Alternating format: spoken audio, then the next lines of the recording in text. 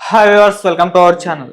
TDP announce చేసిన 99 స్థానాలకైతే అభ్యర్థులను అయితే ప్రకటించడం జరిగింది. అయితే దీంట్లో చాలా మంది సీనియర్ నేతలకు ఇంకా కూడా టికెట్ అయితే ప్రకటించలేదు. మరి రెండో విడతలో ఏమన్నా ప్రకటిస్తారా? సీనియర్లకు అసలు మరి టికెటే ఇవ్వరా? ఎవరా సీనియర్స్? సో ఈ అంశం మీద డిస్కస్ చేయడానికి ప్రజెంట్ మనతో పాటు సీనియర్ జర్నలిస్ట్ జయదేవ్ గారు వారితో ఒకసారి డిస్కస్ చేద్దాం. సార్ నమస్కారం సార్. నమస్తే. చాలా మంది సీనియర్ నేతలకు ఈ అనౌన్స్ చేసిన 99 అభ్యర్థుల లిస్టులో అయితే వాళ్ళైతే లేరు. మరి వాళ్ళు ఏమైనా సెకండ్ లిస్ట్ లో వాళ్ళకు ఉండే ఛాన్స్ ఉందా? అసలు ఇస్తారా ఇవ్వరా? ఈ సీనియర్ నేతలు ఎవరు సార్ అసలు? నేను ఇంతకుముందే చెప్పానండి. 1982లో టీడీపీ ఆవిర్భావం తర్వాత 83లో ఫుల్ మెజారిటీతో పార్టీ గెలుచుకొని ప్రభుత్వాన్ని స్థాపించాక అప్పుడు 236 సరిగ్గా ఫిగర్ గుర్తులేదు, రెండోసారి 219, 18 వచ్చేట్టున్నాయి. అంత మెజారిటీతో గెలిచిన దాంట్లో అప్పటికి అందరూ యువ నేతలు ఉడుకు రక్తమే. సో ఇప్పుడు మరలా దాన్ని అలా తయారు చేయాలనే ఉద్దేశంతో టీడీపీలో యువగలం అనే పాదయాత్ర ఎత్తుకున్నప్పటి నుంచి కూడా లోకేష్ గారు అదే చెప్తున్నారు, చంద్రబాబు గారు కూడా ఇంటికి ఒకరినే ఇస్తామనే ఉద్దేశం, కాన్సెప్ట్ అదే. సీనియర్ సేవల్ని మరోలా వాడుకోవాలని, లేదంటే నెక్స్ట్ జనరేషన్ వాళ్ళకి ముందు అవకాశం కల్పిస్తే ఉత్సాహంగా పనిచేస్తారనేది ఒకటి. అంటే సీనియర్స్ ఉంటారు కొంతమంది, జూనియర్స్ కూడా ఉంటే ఇద్దరు క్లబ్ అయి పనిచేయడం వల్ల ఒక పరుగులు పెడుతుంది కదా పార్టీ కానీ ప్రభుత్వం కానీ అని ఉద్దేశంతో కొత్త వాళ్ళకి ఇస్తామన్నారు, అట్లాగే ఇచ్చారు కూడా. అయితే ఇలాంటివి ఇచ్చినప్పుడు కొంతమంది కొన్ని ప్లేసుల్లో మొండి చేయడానికి కారణం మేబీ వాళ్ళకి ఎంపీ స్థానం కల్పిస్తారా, లేదంటే ఎమ్మెల్సీగా ఉంచి వాళ్ళ సేవలు వాడుకుంటారా, లేదా బలమైన నామినేట్ పోస్ట్ ఏమైనా ఇవ్వబోతున్నారా, రకరకాల రీజన్స్ ఉండొచ్చు కదా. అప్పుడే ఎందుకు డిక్లేర్ చేసేస్తాం, అప్పుడే ఎందుకు మనం. అయితే దాంట్లో ప్రధానంగా వినపడిన పేర్లు ఎవరంటే శ్రీకాకుళం జిల్లా నుంచి స్టార్ట్ చేస్తే శ్రీకాకుళం జిల్లా కళా వెంకట్రావు గారి పేరు. ఒకప్పుడు ఆయన అనుకుంటా కదా టీడీపీ అధ్యక్షులుగా కూడా ఉన్నారు ఇంతకుముందు, అచ్చెన్నాయుడు గారి ముందు. తర్వాత వైజాగ్ డిస్ట్రిక్ట్కి వస్తే విశాఖ జిల్లాకి గంటా శ్రీనివాస్ గారి పేరు రాలేదు. తర్వాత గోదావరి జిల్లాలకు వస్తే బుచ్చే చౌదరి గారి పేరు. తర్వాత కృష్ణాకు వస్తే దేవినేని ఉమా గారి పేరు. ఇంకా అలా కిందకి వెళ్తే వాళ్ళకి నెల్లూరు వెళ్ళామంటే మన ఆనం రామనారాయణ గారు ఉన్నారు, సోమిరెడ్డి చంద్రమోహన్ రెడ్డి గారు ఉన్నారు. ఇంత ప్రతి ఒక్కరు కూడా సీనియర్స్, వీళ్ళందరూ వీళ్ళ సేవలు వీళ్ళు ఇది అవసరమే.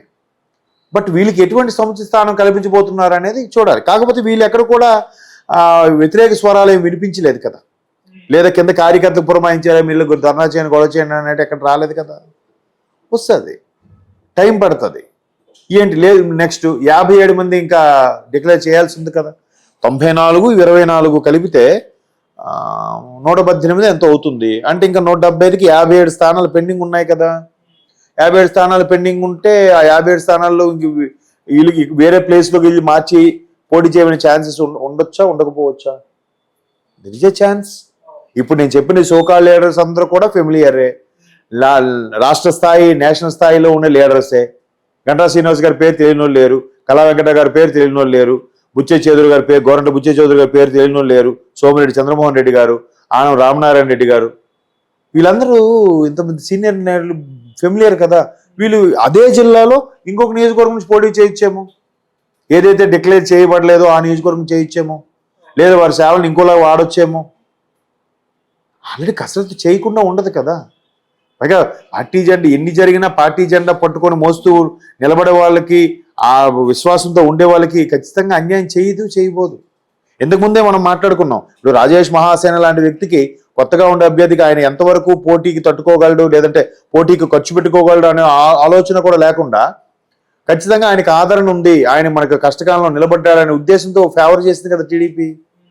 సో ఇక్కడ కూడా మరి వీళ్ళు ఎప్పటి నుంచో దశాబ్దాల కాలంగా ఈ దేవినేని ఉమా గారు కానీ వీళ్ళందరూ కూడా ప్రయాణిస్తున్నప్పుడు, బుచ్చయ్య చౌదరి గారు కానీ వీళ్ళని ఎందుకు మొండి చేయి చూపిస్తుంది టీడీపీ? సో ఏదో పర్పస్ ఉంటుంది, ఏదో రీజన్ ఉంటుంది. ఇంకో లిస్ట్ కూడా ఉంది కదా, ఎంపీ స్థానాలు ఇంకా ఉన్నాయి కదా. ఏమో ఎవరు చెప్పగలరు? గంటా శ్రీనివాస్ గారు ఉన్నారు, వైజాగ్ నుంచి ఇస్తారేమో ఎంపీ స్థానానికి, లేదా ఇంకేదైనా కీలకమైన ఎమ్మెల్సీగా ఇచ్చి మినిస్టర్ చేస్తారేమో, లేదా ఆయన నెక్స్ట్ జనరేషన్ వాళ్ళకి ఎవరికైనా ఇచ్చి ఆయనకి ఒక గవర్నమెంట్ స్థానం కల్పిస్తారేమో. ఇప్పుడు అంతే. ఇప్పుడు తుని ఉంది, తునిలో యనమల రామకృష్ణ గారికి కాకుండా వాళ్ళ అమ్మాయికి ఇచ్చారు. ఆమెకి యనమల గీత సంథింగ్ పేరు, గీతైనా శిరీష సంథింగ్. అలాగే పలాస ఉంది, పలాసలో కూడా ఒకప్పటి ఎమ్మెల్యే గారు వాళ్ళ అమ్మాయికి ఇస్తామని అంటున్నారు, శిరీష రావుడ. అంటే ఇంకా డిక్లేర్ చేయలేదు, చెప్తున్నాను. అంటే ఇలాగా అలా ఇచ్చినప్పుడు, నెక్స్ట్ జనరేషన్ ఇచ్చినప్పుడు వాళ్ళ వెనక వాళ్ళ సపోర్ట్ ఉంటుంది. వాళ్ళ ఆలోచన విధానానికి ఎలాగ క్యాన్వాసింగ్ చేయాలి, ఎక్కడ ఎలాగ ఆచితూచి అడుగులు వేయాలి. ఒకవేళ ఈ కొత్తగా వచ్చిన వాళ్ళకి కూడా మినిస్ట్రీ పదవి ఇచ్చారనుకోండి, వాళ్ళు ఒక్కసారి దూసుకెళ్ళిపోకుండా ఎక్కడ బ్రేక్ వేయాలి, ఎక్కడ ఆచితూచి మాట్లాడాలి, ఎక్కడ ప్రభుత్వ పరంగా మాట్లాడాలి, ఎక్కడ ప్రజల కోసం చేయాలి, ఏ సామాజిక కార్యక్రమాలు నిర్వహించాలి, ఎటువంటి సంక్షేమ పథకాలు ప్రజలకు అందేలా చూడాలి అనేది కూడా గైడెన్స్ ఉండాలి కదా. ఓల్డ్ ఈజ్ గోల్డ్ అన్నారు కదా సీనియర్ సిటిజన్స్. ఆ అనుభవం ఎప్పుడు గొప్పదే. కొత్త వాళ్ళకి సీనియర్స్కి అదే తేడా. సీనియర్ ఆచితూచారు. అఫ్కోర్స్ ఇప్పుడు ప్రభుత్వాన్ని విమర్శించడంలో, ప్రతిపక్షాలను విమర్శించడంలో సీనియర్సే ఎక్కువ.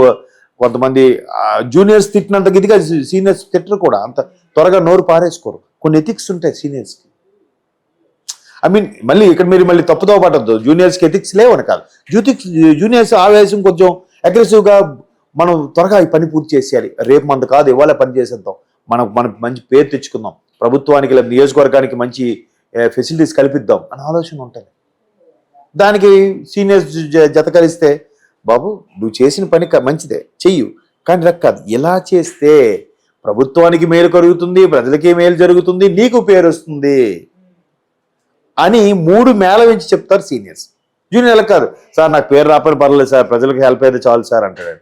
ఆవేశం ఉడుకురెత్తి ఉంటుంది. ఉద్యోగంలో చేరిన ప్రతి ఒక్క ఎంప్లాయీ కూడా నేను పర్ఫెక్ట్గా నిజాయితీగా పనిచేయాలనుకుంటాడు. కానీ తర్వాత కొన్ని పరిస్థితులు, కొన్ని రకాల ఘటనలు ఎదురైనప్పుడు, కొన్ని అనుభవాల దృష్ట్యా మెల్లగా మారుతాడు, లేదా మేనేజ్మెంట్ స్కిల్స్ నేర్చుకుని డెవలప్ అవుతాడు. అటు కాదు అండు, ఇటు అవును అండు, మధ్య రకంగా దాన్ని ఏమంటారు, లౌక్యం తెలుగులో కరెక్ట్ వర్డ్. ఆ లౌక్యం సీనియర్స్ దగ్గర బాగా ఉంటుంది. మరి అది అవసరమే కదా.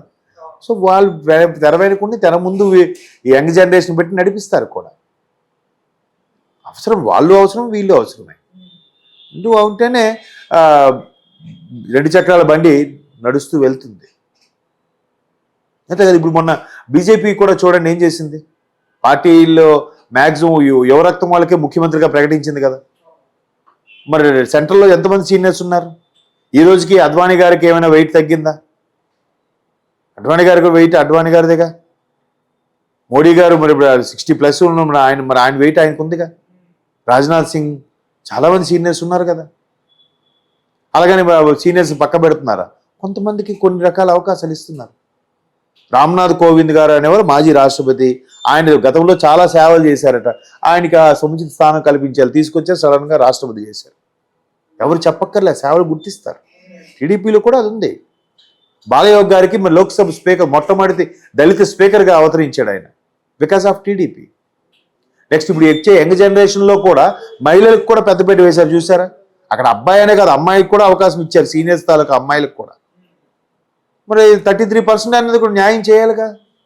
రిజర్వేషన్ ఉన్న సీట్ల వరకు తప్పదు, కేటాయించాలి. అది ఎస్సీయా ఎస్టీయా వాళ్ళకి ఇవ్వాలి. మిగతా వాటి దగ్గర ఆలోచించి న్యాయం తీసుకున్నారు కదా, మరి న్యాయం అయినట్టేగా. ఇప్పుడు రేపొద్దు మన తెలంగాణ ఎన్నికల్లో రేవంత్ రెడ్డి గారు అదే దుయ్యబట్టారు బీఆర్ఎస్ని. మీరు ఆడవాళ్ళకి ప్రాధాన్యత ఎంతవరకు ఇచ్చారు, మీరు పోటీ చేయడానికి సీట్లనే కల్పించలేకపోయారని. అక్కడ అది ప్రతిపక్షాలు రేపొద్దు ఇప్పుడు క్వశ్చన్ చేయడానికి ఛాన్స్ లేకుండా అమ్మాయిలకు కూడా అవకాశం కల్పిస్తున్నారుగా.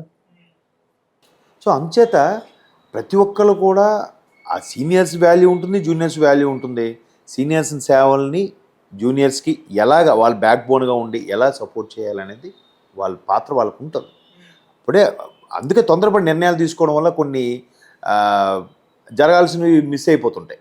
ఇప్పుడు టీడీపీ జనసేన కూటమిలో కూడా కొంతమంది జనసేన నుంచే ఎక్స్పెక్ట్ చేసిన డిసప్పాయింట్ అవుతారు కదా.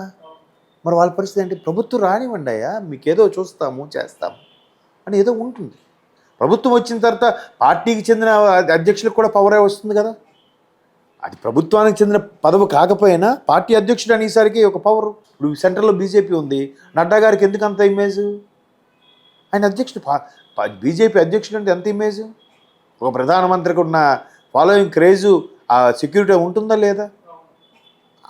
అలాంటివన్నీ కల్పించబడతాయి. తర్వాత వెయిట్ చేయాలి, ఆవేశపడితే జరగదు. అర్థమైందా? సో కాబట్టి సీనియర్స్ కూడా మంచి మంచి ఇప్పటి నుంచో ఉన్న సీనియర్స్, అలాగైతే ఎప్పుడో ఇప్పటికి పార్టీ ఫిరాయింపులకి వెళ్ళిపోయేవారుగా. ఇప్పుడు నేను చెప్పిన సోకాల్డ్ లీడర్స్, సీనియర్ లీడర్స్, వాళ్ళు ఖచ్చితంగా ఈ పార్టీ కోసం నమ్ముకొని ఉన్నవాళ్ళు కాబట్టి వాళ్ళు అంత త్వరగా ఆవేశపడరు. మీరే చూస్తారు వాళ్ళకి ఎటువంటి స్థానం కల్పించబడుతుంది అనేది.